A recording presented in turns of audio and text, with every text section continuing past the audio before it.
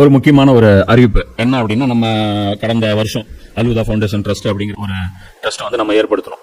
அந்த ட்ரஸ்டின் வழியாக அல்லாஹ்வுடைய தீனுக்கு தக்குவியத் ஏற்படுத்தக்கூடிய செயல்கள், அது வந்து சில தாவா சென்டர்கள் உருவாக்குறதா இருக்கட்டும், சில தாய்க்களை உருவாக்குறதா இருக்கட்டும், சில புத்தகங்களை மொழிபெயர்க்கிறதா இருக்கட்டும், சிலருக்கு என்னென்ன ஃபெசிலிட்டி செஞ்சு கொடுத்தா அல்லாஹ்வுடைய தீனுக்கு பலம் ஏற்படுத்துமோ அதற்கான வகையில நம்ம செலவு பண்ணக்கூடிய ஒரு வேலையை வந்து நம்ம செஞ்சுட்டு இருக்கோம். இது வந்து ஜகாத்துடைய அமௌண்ட் நீங்க கொடுக்கலாம். இது வந்து நீங்க அல்லாஹ்வுக்கு அழகிய கடன் அப்படிங்கிற அடிப்படையிலும் கொடுக்கலாம். அல்லாஹ்வுடைய தீனுக்கு எது எல்லாம் வலிமைப்படுத்தக்கூடிய வேலையோ, அல்லாஹ்வுடைய அந்த தக்பீர் ரப் இகாமத் தீனுக்காக செலவிடப்படும் ஒவ்வொரு பைசாவும் அல்லாஹ்வுக்கு கடன். ஏன்னா இது வந்து ரசூல் செய்ய வேண்டிய வேலை, அது நம்மள செய்ய சொல்றான் அல்லாஹ்.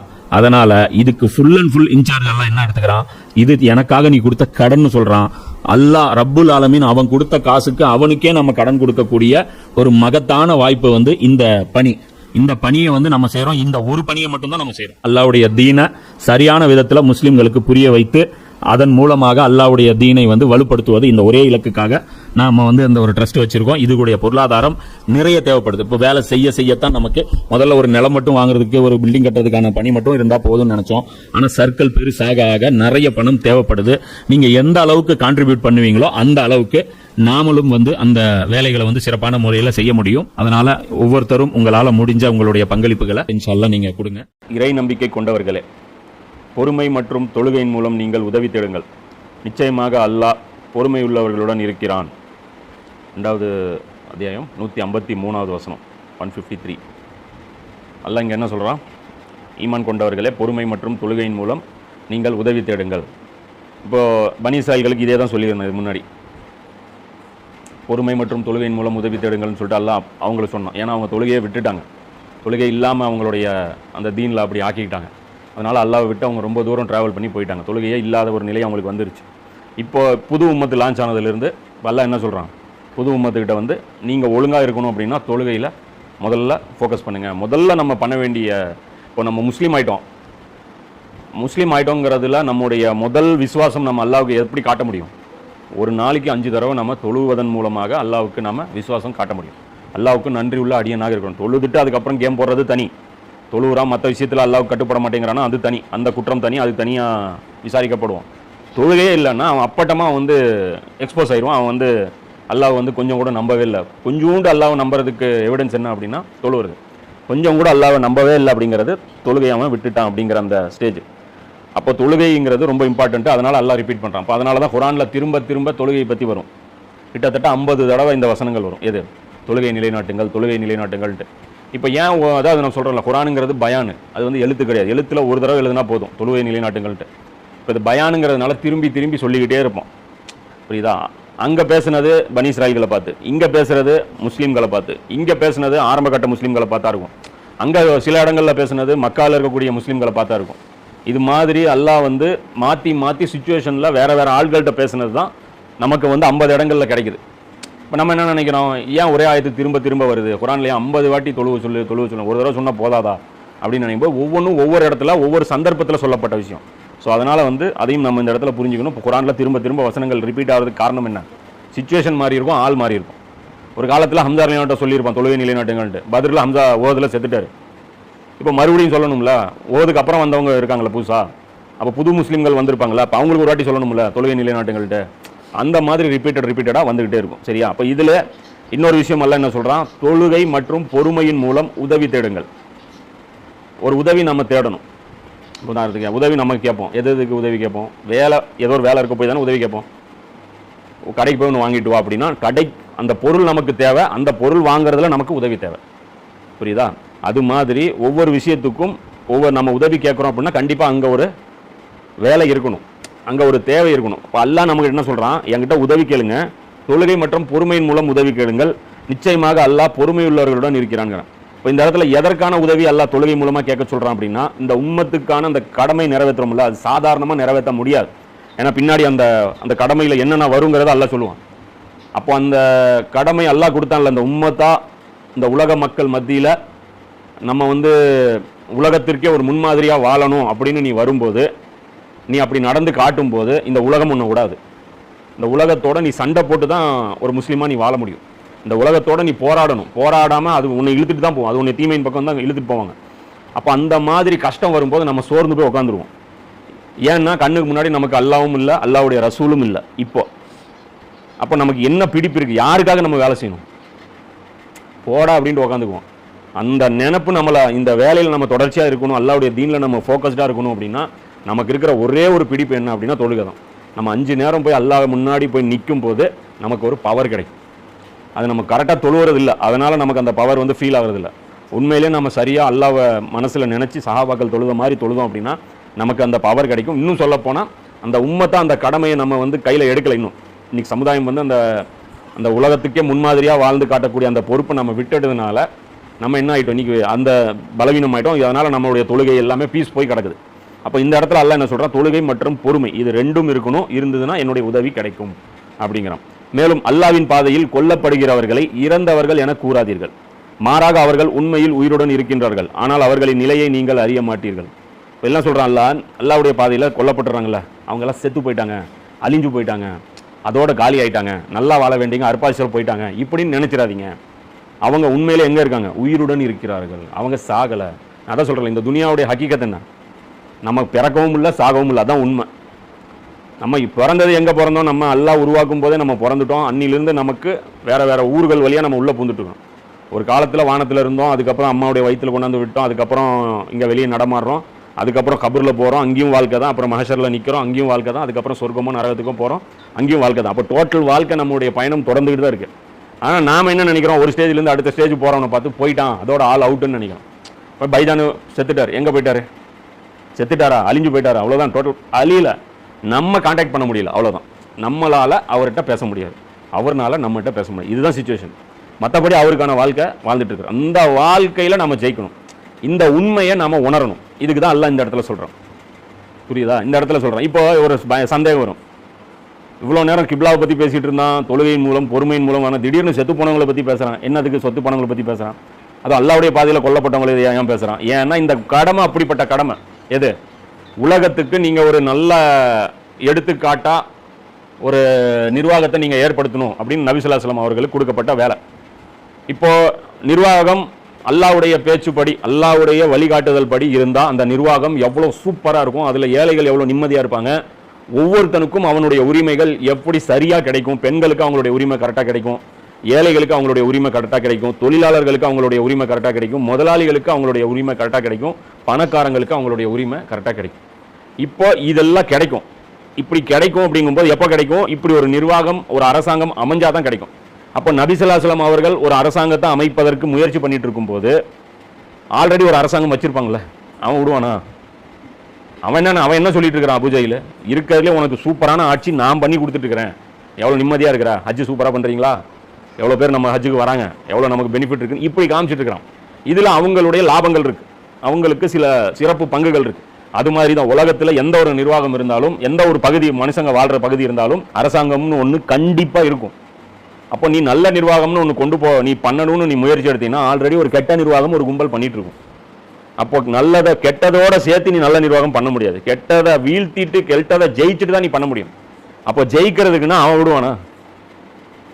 விடுவானா ஜெயிக்கிறதுக்குன்னா விட்டுற மாட்டான். ஃபிரௌனுக்கிட்ட இருந்து மூசா நபி வந்து பனி இஸ்ராயல்களை கூட்டிகிட்டு வந்தாங்களே, கூட்டிகிட்டு நைட்டோட நைட்டாக வந்துட்டாங்க.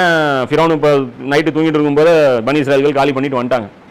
இவன் என்ன பண்ணியிருக்கணும், அவனுக்கு ஆட்சிக்கு ஏதாவது பாதிப்பு இருந்துச்சா? அவனுடைய சேரு இப்போ காசு பணம் எல்லாத்தையும் தூக்கிட்டு வந்துட்டாங்களா மூசா நபியும் பனி இஸ்ராயல்களும்? இல்லை, கையை விட்டு ஆளுக போயிட்டாங்க. அது அவனால் தாங்க முடியல, துரத்திட்டு வரான்ல, அதுக்கப்புறம் தானே செத்தான். அவன் வீட்டில் இருந்து சாவலியா விரட்டிட்டு வந்தான்ல, அவனுக்கு சேரு 10 பேர் அவனை வந்து வணக்கம் போட்டுட்டு இருந்தாங்க அப்படின்னா நாளையிலேருந்து அந்த 10 கை அவனை கும்பிடாது அப்படின்னா செத்துருவான். அவனால் சாப்பிட முடியாது. இந்த பவருங்கிறது அவ்வளோ பெரிய போதை. இந்த பவரில் இருக்கிறவங்களோட நீ அல்லாஹ்வுடைய பேச்சுப்படி தான், அல்லாஹ்வுடைய சொல்படி தான் இந்த ஊரில் எல்லா விஷயமும் நடக்கணும்னு நீ சொன்னினாலே இன்னொருத்தன் சொல்படி ஆல்ரெடி அங்கே இன்னொருத்தன் ஆர்டர் அங்கே இருக்கும், ஒரு ஃபிரௌனுடைய ஆர்டர் அங்கே இருக்கும், ஒரு அபூஜஹிலுடைய ஆர்டர் இருக்கும். நீ அல்லாஹ்வுடைய பேச்சுப்படி தான் நடக்கணும்னா என்ன அர்த்தம்? இன்னிலிருந்து உன் பேச்சு டம்மின்னு அர்த்தம். இன்னிலிருந்து உன் பேச்சுப்படி எதுவும் நடக்காதுன்னு அர்த்தம். புரியுதா? அப்போ அவங்களுக்கு கோவம் இருக்கும். வீட்டில் பெரியவங்க இருப்பாங்க, அவங்க தான் எல்லா விஷயத்தையும் முடிவு பண்ணிட்டு இருப்பாங்க. இப்போ நம்ம திடீர்னு வந்து அல்லாஹ்வுடைய வேதம் என்ன சொல்லுதோ, அல்லாஹ்வுடைய வழிகாட்டுதல் படி தான் இந்த வீட்டில் இனிமேல் விஷயங்கள் நடக்கும் அப்படின்னா அவங்களுக்கு என்ன ஆகும்? நாளையிலேருந்து அவங்க டம்மி ஆகிட்டாங்கன்னு அர்த்தம். நாளையிலேருந்து அவங்க என்ன ஆகிட்டாங்க? டம்மி. நான் அம்மானு ஒருத்தி நான் எதுக்கு இருக்கு, அப்பான்னு ஒருத்தன் நான் எதுக்கு இருக்கு? அதுதான் நம்மளும் கேட்குறோம். ஏன் இருக்க ஒன்று இருக்கிறதுனா அல்லாஹ்வுடைய அடிமையாக இருக்கணும். இல்லைன்னா இல்லாமல் இருக்கிறது பெட்டர். இதுதான் அல்லாவும் அல்லாவுடைய ரசூலுடைய வழிமுறை. அதுதான் இப்ராஹிம் நபியுடைய வழிமுறை. இருந்தால் அல்லாவுடைய அடிமையாக இரு, இல்லைன்னா நீ இந்த பூமியில் நீ ஓரமாக இருந்துக்கோ, நிர்வாகத்தில் நீ வரக்கூடாது. நிர்வாகத்தில் நீ வந்தீங்கன்னா உங்களோட நாங்கள் சண்டை போடுவோம். அப்போ அந்த சண்டை போடும்போது என்ன உச்சகட்டமாக முதல்ல என்ன சொல்கிறான், பொறுமையாக இருங்க, தொழுகையே இருங்க, சகிச்சுக்கிட்டு இருங்க, நிலைச்சிருங்க, இதெல்லாம் சொல்கிறான். கடைசி என்னங்கிறான், செத்து போனால் ஃபீல் பண்ணாதீங்கிறான். அப்போ என்ன அர்த்தம், அந்த வேலையில் உயிரே போகும்னு அர்த்தம். அதனால தான் இங்கே எல்லாம் சொல்கிறான், சாவரவங்களும் நினைச்சிடாதீங்க. பார்க்குறாங்க அம்மார் பின் யாசிருடைய அப்பாவையும் அம்மாவையும் ரோட்டில் கொல்றான். யார், அபு ஜஹீல் கொல்றான். அந்த காட்சி எல்லாரும் பார்க்குறாங்க. பார்த்துட்டு என்ன முடிவு எடுப்பாங்க, நம்ம உயிரை நாம் சேஃப்டி பண்ணிக்கணும். அப்போனா என்ன அர்த்தம், ரசூல்லாவுடைய பேச்சை கேட்கக்கூடாது, ரசூல்லா பயானுக்கு கூப்பிட்டா போகக்கூடாது. போனால் என்ன கதி ஆகும், உயிர் போயிடும், அல்பாய்ஸில் போயிடுவோம், உசுறு பெருசு அப்படின்னு நினைப்போம். ஆனால் அல்லாஹ் என்ன சொல்கிறான், செத்து போனவங்க அவங்க என்ன எங்கே இருக்காங்கன்னு நினைக்கிறீங்க, ஹம்சார் அலியவன் எங்கே இருக்காருன்னு நினைக்கிறீங்க, அவர் சொர்க்கத்தில் ரெக்க கொடுக்கப்பட்டிருக்கு அல்லாஹ் சொல்கிறான். ஹதீஸில் வருது, ஹம்சார் அலியவனும் மலக்குகளோட விளையாடிட்டு இருக்கிறாரு, மலக்குகளும் ரெக்க இருக்குது, இவருக்கும் ரெக்க இருக்குது, இவருக்கு சுற்றி விளையாடிட்டு இருக்கிறாரு, அவன் மலக்குகளோட சேர்ந்து விளையாடிட்டு இருக்கிறாரு, அவர் சுற்றி சுற்றி பறந்துட்டு இருக்காரு, விரும்பியதை சாப்பிட்டு இருக்கிறாருங்கிற அந்த வாழ்க்கை. எவ்வளோ வருஷம் ஹம்சார் அலியவன் வாழ்ந்தது, 50 வருஷம். இன்னைக்கு 1400 வருஷமா சொர்க்கத்தில் இருக்காரு. எது பெனிஃபிட்டு, ஏன் அபு ஜஹீல் 1400 வருஷமா நரகத்தில் இருக்காரு, எது பெனிஃபிட்டு, எந்த வாழ்க்கை லாபமான வாழ்க்கை. ஆனால் நம்ம கண்ணு பார்க்கல அந்த வாழ்க்கை. ஆனால் அல்லாஹ் சொல்றதை நம்பணும். இதுதான் குர்ஆன் ஃபர்ஸ்ட் கண்டிஷனே போட்டுச்சு, மறைவானதை நம்புங்க, நான் சொன்னா நம்புங்க. இப்போ எல்லாம் என்ன சொல்றான், செத்தவங்க உயிரோடு இருக்காங்க, அல்லாஹ்வுடைய பாதையில் கொல்லப்பட்டவர்கள் உயிரோடு இருக்கிறாங்க, அவர்கள் ஆனால் அவர்களின் நிலையை நீங்கள் அறிய மாட்டீர்கள். இப்போ இதுலேயே இந்த ஆயத்திலே நம்ம இன்னொரு விஷயம் புரிஞ்சுக்கணும். இந்த தர்காலாம் கட்டுறாங்கல்ல, அவங்க என்ன தெரியுமா கட்டுறாங்க, இந்த ஆயத்தை வச்சு தான் கட்டுறாங்க. கேட்டால் என்ன சொல்றாங்க, இவங்களாம் அல்லாஹ்வுடைய பாதையில் செத்தவங்க, சாகலை, உயிரோடு தான் இருக்காங்க, நாங்கள் பேசுறது கேட்டுட்டு இருக்காங்க அப்படின்னு சொல்லி இந்த ஆயத்திலிருந்து எடுத்து ஒரு வழிகட்ட ஒரு விளக்கம் கொடுத்து இப்படி மக்களை அது ஒரு வியாபாரம் பண்ணி இந்த தர்கா வச்சு ஒரு பிஸ்னஸ் பண்ணிட்டு இருக்கிறாங்க. அப்போ இதில் என்ன நினைச்சக்கூடாது, இந்த ஆயத்துக்கு இப்படி பொருள் எடுத்துக்கூடாது. இவங்க உயிரோடு இருக்காங்கிறது உண்மை, ஆனால் நம்மளால் தொடர்பு கொள்ள முடியாதுங்கிறதும் உண்மை. புரியுதா? ஏன்னா நபி ஸல்லல்லாஹு அலைஹி வஸல்லம் அவர்கள் இதை நிறைய விஷயங்கள் நம்ம அட்டாச் பண்ணி புரிஞ்சுக்கலாம். உதாரணத்துக்கு நபி ஸல்லல்லாஹு அலைஹி வஸல்லம் அவர்களுக்கு மௌத்தாயிட்டாங்க, மௌத்தாகி மேலே தான் இருக்கிறாங்க, அடக்கம் கூட செய்யலை, வீட்டிலேயே படுக்க வச்சிருக்கு. கிட்டத்தட்ட 3 நாள் நபி ஸல்லல்லாஹு அலைஹி வஸல்லம் உடல் திங்கக்கிழமை தான் அடக்கம் செய்யப்படுறாங்க. திங்கக்கிழமை சாகுறாங்களா இல்லை என்னன்னு தெரியல, மொத்தத்தில் 2-3 நாள் ஆச்சு, 2-3 நாள் வீட்டிலே தான் இருக்கிறாங்க. சரியான அவங்கள வியாழக்கிழமை நோய்வாய்ப்படுறாங்க, திங்கக்கிழமை சாகுறாங்க, அதுக்கப்புறம் மறுபடியும் 2 நாள் கழிச்சு தான் அடக்கம் பண்ணுறாங்க. டோட்டலாக என்னாச்சு, இப்போ அடக்கம் பண்ணும்போது நிறைய சந்தேகம் வருது, எங்கே அடக்கம் பண்ணணும், ரசூல்லாவை எங்கே அடக்கம் பண்ணணும் கேள்வி வந்துச்சு. அடுத்த ஆட்சியாளர் யார் தேர்வு பண்ணணும், நபி ஸல்லல்லாஹு அலைஹி வஸல்லம் உடல் மேலே இருக்கும்போதே சந்தேகம் வருது. அபூபக்கர் எல்லாம் போய் பனு சாயிதா கூடத்தில் அந்த உமர் சீரிஸ்ல கூட வரும்ல, 2 பேரும் மசூரா பண்ணுவாங்க, அபூபக்கர் உமரை போடணும் பாரு, உமர் அபூபக்கரை தான் சிறந்தவர்னு காட்டுவார். அப்போ இவ்வளோ விஷயங்கள் நடக்குது இல்லை. அப்போ இவங்க அல்லாஹ்வுடைய பாதையில் செத்தவர் தானே நபி ஸல்லல்லாஹு அலைஹி வஸல்லம், இருக்கையில் அவரே சாகலைன்னா வேற யாரும் எவனும் சாகலைன்னு அர்த்தம். அப்போ அவர் அல்லாஹ்வுடைய பாதையில் செத்தவர் தான். அப்போ அவரும் உயிரோடு தானே இருக்கிறாரு அல்லாஹ். அப்படி இந்த அர்த்தத்தில் இன்னைக்கும் ரசூலாவுக்கு நம்ம ஸலவாத் சொன்னா காட்டப்படுது. இப்போ ரசூலுடைய உடல் மேலே தான் இருந்துச்சு, சஹாபாக்கள் போய் கேட்டாங்களா உங்களை எங்கே அடக்கம் பண்ணணுன்ட்டு, மேலே தானே இருக்கிறாங்க, போய் கேட்டுருக்கலாம்ல. சரி, சஹாபாக்களோட ஆயிஷா பக்கத்தில் தானே உட்காந்துட்டு அழுதுட்டு இருந்தாங்க, அவங்க கேட்டுருக்கலாம்ல, எங்க இந்த மாதிரி ஒரே சலசலப்பாக இருக்குது, ஆள் கொண்டு சொல்கிறாங்க, சிலர் மக்கால் அடக்கம் பண்ணணுங்கிறாங்க, சிலர் மதீனால அடக்கம் பண்ணணுங்கிறாங்க, உங்களை எங்கே தான் அடக்கம் பண்ணுறது கேட்டுருக்கலாம்ல. இல்லை அடுத்த ஆட்சியாளர் யார் அதையாவது எங்களுக்கு சொல்லிடுங்க. அபூபக்கர் சில பேர் சஜஸ்ட் பண்ணுறாங்க, சில பேர் அன்சாரிகளில் ஒருத்தர் தேர்வு பண்ணலாங்கிறாங்க.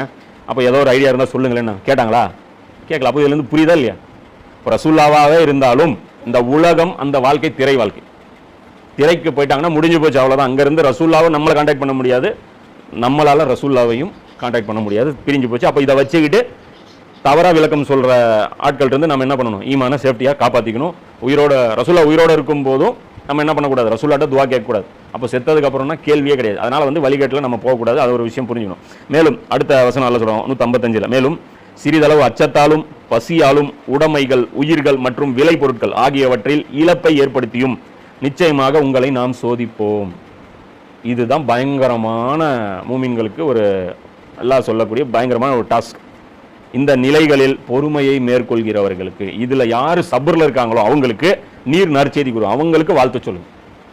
அப்போ இதில் என்ன சொல்றான், சிறிதளவு அச்சத்தாலும், அச்சம் என்ன அச்சம், பயம், உயிர் பயம், சாகடிச்சிருவாங்க, ஜெயிலில் போட்டுருவாங்க, கொன்றுவாங்க, பயம். பசியாலும் 3 வருஷம் கொண்டு போய் அபு தாலிப் கனவாயில் போட்டாங்க, அகல் போர், சுற்றியும் ரவுண்ட் அப், எந்த உணவுப் பொருள் உள்ளே வராது வெளியே போகாது, உட்காந்தாங்களா உள்ளே வராது வெளியே போகாது. உடைமைகள், உயிர்கள், உடைமைகள், சஹாபாக்கள் ஹிஜ்ரத் பண்ணிட்டு போனாங்களா, அவங்க வீடெல்லாம் எடுத்துக்கிட்டாங்க, யார் மக்கால காஃபிர்கள் எடுத்துட்டாங்க, அவங்களுடைய சொத்துக்கள் அவங்களுடைய ப்ராப்பர்ட்டி ஃபுல்லாக எடுத்து செலவு பண்ணிட்டானுங்க, என்ஜாய் பண்ணிட்டானுங்க. யார், அபு ஜஹீல் அந்த கூட்டம் போயிருச்சா. உயிர்கள், அம்மார் பின் யாசிரோடைய அப்பா கொல்லப்பட்டார், முஸப் பின் உமைர் கொல்லப்பட்டார், சுமையா ரலியல்லாஹு கொல்லப்பட்டாங்க, ஹம்சா ரலியல்லாஹு கொல்லப்பட்டாங்க, தல்ஹா கொல்லப்பட்ட, ஜுபைர், எத்தனை பேர் சஹாபா லிஸ்டே கிடையாது, போய்கிட்டே இருக்குது, அவங்க கொல்லப்பட்டிருக்காங்க. மற்றும் விளை பொருட்கள், என்னது, விவசாயம் ஆகியவற்றில் இழப்பை ஏற்படுத்துவோம். அது என்ன விவசாயத்தில் இழப்பு? இதெல்லாம் வந்து 2 பேருக்கும் காமனு. மக்காலேருந்து முஹாஜிர் ஒரு கூட்டம் வந்திருக்காங்களா, அவங்களுக்கு பயம் இருந்துச்சா? உத்துபா அடிப்பான், அபுஜையில் அடிப்பாங்கிற பயம் இருந்துச்சா? பிலாலுக்கு அடி விழுந்துச்சா? டெய்லி கருக்குன்னு இருந்திருக்குமா அவங்களுக்கு? பயத்தில் ரசூலாவை திட்டிகிட்டே வராரா யாரு? அம்மார் பின் யாசிர். பயம் இருந்துச்சா? பசி இருந்துச்சா அவங்களுக்கு? பொருட்கள் உடைமைகள் பறிக்கப்பட்டுச்சா? உயிர்கள் பிடுங்கப்பட்டுச்சா? விளை பொருட்கள் அவங்களுக்கு லாஸ் ஆகலை. யாருக்கு? மக்காவுக்கு. ஏன்னா விவசாயமே இல்லையாங்க. இது யாருக்கு? அன்சாரிகளை பார்த்து சொல்கிறோம். விளை பொருட்கள் எப்படி விளை பொருட்கள் லாஸ் ஆகும்? விவசாயங்கிறது அந்த நேரத்துக்கு அதுக்கு வேலை செய்யணும், டைமுக்கு தண்ணி விடணும், அறுக்கும் போது அறுக்கணும், அறுக்காமல் விட்டினா விழுந்துரும், நாசமாக போயிடும், இதாயிரும். இப்போ தண்ணி விடும்போது ரசூல்லா சொல்லுவாங்க, வா பத்ருக்கு போகலாம். அவங்க பத்ருக்கு போயிட்டு வந்துட்டா சீசன் மாறிடும், தண்ணி அதுக்கப்புறம் விட்டா பழம் வராது. புரியுதா? இப்போ இந்த இடத்துல என்ன சொல்லக்கூடாது? பத்ருக்கு வான்னு கூப்பிட்டா, தோட்டத்தில் வேலை இருக்கு, கொஞ்சம் விட்டிங்கன்னா உங்களுக்கெல்லாம் நாங்கள் பேரிச்சம்பழம் கொடுப்போம், அந்த பேரிச்சம்பழம் உங்களுக்கு கொடுப்போம், நம்ம போருக்கு நம்ம இந்த மாதிரி ஒரு டாப் போடுவோம், நம்ம சாப்பிடணும்ல, எல்லாரும் போய்ட்டு என்னதான் பண்ணுறது? ஒரு 10 பேர் இப்படி யாரை ரசூல்லா கூப்பிட்டுட்டாங்களோ வந்துடணும். சிச்சுவேஷன் முடிவு பண்ணும் எத்தனை பேர் போகணும், எத்தனை. தபுக் போரில் ஊரில் ஒருத்தரும் இல்லை, வெறும் கீழே வயசானவங்களும் குழந்தைகளும் பெண்கள் மட்டும்தான் இருந்தாங்க. டோட்டல் 30,000 பேர் இழுத்துட்டு போயிட்டாங்க ரசூல்லா. ஏன்னா பாரசீகத்தோட மோத போகிறோம், யார்? ரோமாபுரியோட மோத போகிறோம். ஆப்போசிட்டில் 2 லட்சம் பேர் வந்துட்டாங்க. இவங்க நபி ஸல்லல்லாஹு அலைஹி வஸல்லம் என்ன பண்ணுறாங்க? 30,000 பேர் இழுத்துட்டு போகிறாங்க. மிகப்பெரிய கடுமையான போர் அது. ஆனால் என்ன டைம்? அறுவடை டைம். போயிட்டு வந்தால் 1 வருஷத்துக்கு பட்னி, இதை விட்டுட்டு போனான். ஆனால் ரசூலா சொன்னாங்க ஒருத்தர் இருக்கக்கூடாதுன்ட்டாங்க. எப்பயுமே ரசூலாவுடைய ஸ்டைல் என்ன? எங்கே போகிறோன்னே சொல்ல மாட்டாங்க. எந்த ஊருக்கு போகிறோம், எந்த ஊர் வழியாக போகிறோம், எந்த ஊரில் தாக்குதல் நடத்த போகிறோம் ரசூலா சொல்லவே மாட்டாங்க. ஆனால் இது மாதத்துக்கு முன்னாடியே சொல்லிட்டாங்க. தபுக்கு போக போகிறோம், 800 கிலோமீட்டர் போக போகிறோம் சொல்லிட்டாங்க. 800 கிலோமீட்டர் போக போகிறோம், வண்டி ரெடி பண்ணிங்க, சாப்பாடு ரெடி, ரொட்டி இதெல்லாம் எடுத்து வச்சுக்கோங்க, பேரிச்சம்பழம்லாம் எடுத்து காய வச்சுக்கோங்க, எல்லாம் சேஃப்டி பண்ணிங்க. அவங்கவுங்க ஃபுட்டுக்கு அவங்க தான் பொறுப்பு, அவங்கவுங்க ஃபுட்டுக்கு அவங்க பொறுப்பு, வண்டிக்கு அவங்க பொறுப்பு. ஒட்டகம் ரெடி பண்ணிங்க. என்ன அவங்கவுங்க இடத்த விற்று ஒட்டகம் வாங்கினாங்க, தோட்டத்தை விற்று ஒட்டகம் வாங்கினாங்க. ஏன்னா அவ்வளோ தூரம் ட்ராவல் பண்ணல, அந்த போருக்கு அவ்வளோ முக்கியத்துவம் கொடுத்து வந்தாங்க. வண்டி கிடைக்காத ஆட்கள் அழுதாங்க. ரசூல் அல்லாஹ் குர்ஆன்ல அவங்கள பார்த்து ரொம்ப சிறப்பாக பேசுகிறான். சிலர் வந்து உங்ககிட்ட அழுகுறாங்க, எங்களால் வண்டி இல்லையே அப்படின்ட்டு. அது பயங்கரமான சோகமான அது படிப்பண்ணு. அது தபுக் போர்லாம் நினச்சோம்னா அப்படியே கலங்கிரும், அவ்வளோ டேஞ்சரான போர் அது. அதில் அல்லாஹ் என்ன பண்ணுறான்? விளை பொருட்கள் யாருக்கு சோதனை அது? அப்போ வந்து யாரும் மக்காவாசிகளுக்கு எதுவும் நஷ்டம் கிடையாது, ஏன்னா அவங்களாம் கெஸ்ட்டாக வந்திருக்கிறாங்க. மதீனாவாசிகளுக்கு ஒட்டு மொத்தமான டெஸ்ட் அது. விளை பொருட்கள் போயிடும். இப்போ இதெல்லாம் எல்லாம் என்ன சொல்கிறான்? அப்போ என்ன சொல்கிறேன்? இந்த உம்மத்தான் நீங்கள் இருக்கிறது என்ன? அது பதவினா சேரை போட்டு உட்கார்ற பதவி கிடையாது. உம்மத்து செல்லப்பிள்ளைங்க, சொர்க்கம், ஹவுலுல் கௌசரில் தண்ணி, மஹஷரில் அரிசியுடைய நிழல், கபூரில் வந்து உங்களுக்கு ஜில்லுன்னு காற்று, நல்ல வெளிச்சமான ரூமு, இதெல்லாம் சும்மா கொடுப்பானா? உயிரை தூக்கி கொடுக்கணும், வாழ்க்கையை தூக்கி கொடுக்கணும். சும்மா உங்கள் 2 ரக்காத்து தொழுகை பார்த்து பிச்சை போட்டுருவானா? இந்த இதுக்கு எல்லாம் ஏமாந்துருவானா? முனாஃபிக்கு ரசூலுல்லாஹ்வுக்கு பின்னாடி 5 வேளை தொழுதவன். இப்போ அவன் தொழுகைக்கு அவனுக்கு என்ன கிடைச்சது? நரகம். நரகத்திலே என்ன இருக்கிறதுல அடித்தட்டு நரகம். ஏன்? இந்த வேலையெல்லாம் ஒத்துழைப்பு கொடுக்கல. ரசூலுல்லாஹ்வுடைய அந்த உம்மத்துடைய அந்த கடமையை நிறைவேற்றுறதுலாம் அவன் என்ன பண்ணல? ஒத்துழைப்பு கொடுக்கல. ஏன்? இதெல்லாம் அவன் வந்து என்ன சொன்னான்? அதே தபுக் போரில் நபி ஸல்லல்லாஹு அலைஹி வஸல்லம் வந்து எங்களுக்கு வந்து எங்கள் வீட்டில் வந்து என் ஒய்ஃப் வந்து ப்ரெக்னெண்ட்டாக இருக்காங்க, விட்டுட்டு வர முடியாது. ரசூலுல்லாஹ்வுக்கு நல்லா தெரியும், 3ஆவது மாதம் தான் போயிட்டு இருக்குன்ட்டு நல்லா தெரியும். அப்படியா? சரி. ஏன்னா இது வந்ததுன்னா இம்சை, வந்து அங்கே சண்டை போடாது. அங்கே வந்துட்டு 1008 என்னங்க, அங்கே போகிறவங்க டெய்லி இது பண்ணும். 2 ரொட்டி சாப்பிட்ற இடத்துல 4 திங்கும். என்ன 1 லிட்டர் 200 மில்லி தண்ணி கேட்குற இடத்துல எனக்கு தாகம் இருக்குன்னு 1 லிட்டர் கேட்கும். இது முசீபத். இது இங்கேயே கழிச்சு விட்டு போகிறது நல்லது. எல்லா முனாஃபிக் வந்து சொல்கிறான், எங்களுக்கு இந்த பிரச்சனை, எங்களுக்கு அந்த பிரச்சனைங்கிறான். ரசூலுல்லாஹ் என்ன பண்ணுறாங்க? பாட்டுக்கு பள்ளிவாசல் போய் உட்காந்துட்டாங்க. ஓகே ஓகே ஓகே ஓகேன்ட்டாங்க. 3 சஹாபி மட்டும் நல்லவங்க, அவங்க மட்டும் வந்து உண்மையை சொல்கிறாங்க. இவங்கள மாதிரி எங்களுக்கு பொய் சொல்ல தெரியும், ஆனால் நாங்கள் பொய் சொல்ல மாட்டோம், நாங்கள் வந்து வரலான் இருந்தோம், சோம்பேறித்தனத்தினால நாங்கள் இருந்துட்டோம், நாளைக்கு போகலாம் இன்றைக்கி போகலான்னு அசால்ட்டாக இருந்தோம், கடைசியாக நாங்கள் போக முடியாமல் ஆயிடுச்சுன்னாங்க. ரசூலுல்லாஹ் அவங்களுக்கு பனிஷ்மெண்ட் கொடுத்தாங்க. அல்லாஹ் வந்து அவங்க 50 நாள் கிட்டத்தட்ட அவங்ககிட்ட யாருமே பேசலை. அது ஒரு தனி ஸ்டோரி. அது இன்ஷால்லாஹ் குர்ஆனில் அந்த இடம் தௌபா 8வது அத்தியாயம் 9வது அத்தியாயம் வரும்போது எல்லாம் வரும். டோட்டலாக இங்கே என்னென்னா இந்த ஆயத்து தான் சஹாபாக்கள் மைண்டில் வச்சுக்கிட்டது. நீங்கள் அல்லாஹ்வுடைய ஒர்க்கு பண்ண போகிறீங்கன்னு உங்களுக்கு என்ன கிடைச்சிடாது. உங்களுக்கு கிடைக்கிற இது என்ன? பசி, பயம், உயிர் இழப்பு, பொருள் இழப்பு, விவசாய இழப்பு, சிரமங்கள், இதுதான் கிடைக்கும். இப்போ இதுக்கு ஓகேனா களிமா சொல்லுங்கள், இல்லையா ஜாலியாக களிமாவை கழட்டி தூக்கி போட்டுருங்க, இஸ்லாமெல்லாம் தூக்கி ஓரமாக போட்டுருங்க, நீங்கள் உங்கள் லைஃப்பை என்ஜாய் பண்ணுங்கள். உங்களை நீங்களே அறகுறை முஸ்லீமா ஏமாத்திக்காதீங்க. இதுதான் அல்லாஹ்வுடைய அக்ரிமெண்ட். அல்லாஹ் என்ன சொல்றான்? இப்படி மேற்கொள்கிறவர்களுக்கு நற்செய்தி கூற. இவங்களுக்கு தான் அந்த குட் நியூஸ், இவங்களுக்கு தான் கபூர்ல நல்ல வாழ்க்கை, இவங்களுக்கு தான் சொர்க்கம், இவங்களுக்கு தான் அர்ஷுடைய நிழல். சரியா? அப்போ அதனால துனியாவுடைய வாழ்க்கை நம்ம வாழ்ந்துட்டு இருப்போம். அல்லாஹ்வுடைய தீனுடைய ஒர்க் நம்ம கையில் எடுக்கும்போது ஒவ்வொரு கட்டத்திலையும் நமக்கு என்ன வரும்? துனியாவா தீனான்ட்டு செலெக்ஷன் வச்சுக்கிட்டே இருப்போம். அல்லாஹ் நம்மளே தான் முடிவு பண்ணணும். புரியுதா? கஷ்டப்பட்டு உதாரணத்துக்கு ஒரு ஹராமான கவர்மெண்ட் ஒர்க்கு நீ செலக்ட் பண்ணுற, உதாரணத்துக்கு ஒரு பேங்கோடைய டியூட்டி இல்லை அது ஏதோ ஒரு டியூட்டி, வாழ்க்கை பூரா கஷ்டப்பட்டு அதுக்குன்னே உழைச்சி பக்காவாக ரெடியாகி நீ அந்த வேலையில் ஜாயின் பண்ணிட்டா 1.5 லட்ச ரூபா சம்பளம். அதுக்கப்புறம் தான் இஸ்லாத்தில் அது ஹராமுன்னு தெரியுது. இப்போ என்ன பண்ணுவேன்? ரெண்டு பண்ணலாம். ஒன்று ஊரை ஏமாற்றலாம். அந்த 1.5 லட்ச ரூபாயில் மாதம் 5000 ரூபா ஒரு பள்ளிவாசலுக்கு கொடுத்து என்ன ஒரு ஏழைகளுக்கு ஒரு சாப்பாடு கொடுத்து இதில் நம்ம நல்ல காரியம் பண்ணுறோமேனு ஊரை ஏமாற்றலாம். நல்லா ஏமாற மாட்டான். புரியுதா? ஹராமான காசில் நீ என்ன தர்மம் பண்ணிடலாம், 5 பைசா நன்மை அதில் வராது. அப்போ நம்ம புரிஞ்சுக்கணும். அப்போ அல்லாஹ்வுடைய தீனுங்கிறதே சிரமங்களின் மேலே தான் இருக்குது. அதுக்கு டீல் ஓகேனா தான் நம்ம நமக்கு சொர்க்கம் கிடைக்கும். அவர்கள் எத்தகையோர் எனில் தங்களுக்கு ஏதேனும் துன்பம் நேரிடும் பொழுது அல்லாஹ் சொல்கிறான், இந்த கஷ்டமான அந்த காரியங்களில் இருக்கிறவங்க எல்லாருமே நிச்சயமாக நாம் அல்லாஹ்வுக்கே உரியவர்கள், மேலும் நிச்சயமாக அவனிடமே நாம் திரும்பி செல்வோராக இருக்கிறோம் என்று சொல்வார்கள். இதுதான் இன்னா லில்லாஹி வ இன்னா இலைஹி ராஜிஊன். நம்ம செத்து போனவங்களுக்கு இது யூஸ் பண்ணுவோம். இவங்க செத்து போயிட்டாங்க அப்படின்னா இன்னா லில்லாஹி வ இன்னா இலைஹி ராஜிஊன். வாட்ஸ்அப்பில் மெசேஜ் இன்னா லில்லாஹி வ இன்னா இலைஹி, வேற எதுவுமே கிடையாது. இது என்ன? ஒவ்வொரு இடத்துலையும் நாம் இதை மைண்டில் வச்சிருக்கணும். அல்லாஹ்கிட்ட இருந்து வந்தோம், நிச்சயமாக நாங்கள் அல்லாஹ்வுக்குரியவர்கள். நானே யாரு? அல்லாஹ்வுடைய ஒரு பொருள்.